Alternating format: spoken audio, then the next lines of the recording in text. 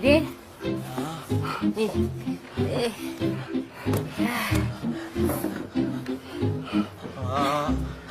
Dah 3 hari 3 malam Udin belajar tak berhenti-henti. Bagilah rehat 3 minit aja. Ui, mana boleh Udin? Hang kena belajar, Din.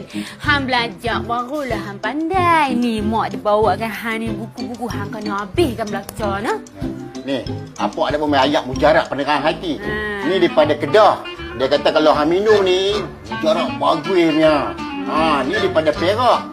Kalau dia kata bumah tu kata kalau minum ni, hati semua pelajaran semua boleh ingat. Senang benar ingatnya.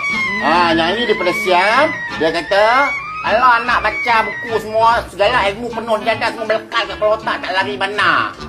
Yang ini daripada Bangladesh, apa nama bumah tu kata kalau minum ni, clean water bagus sana, bikin belajar cantik, boleh dah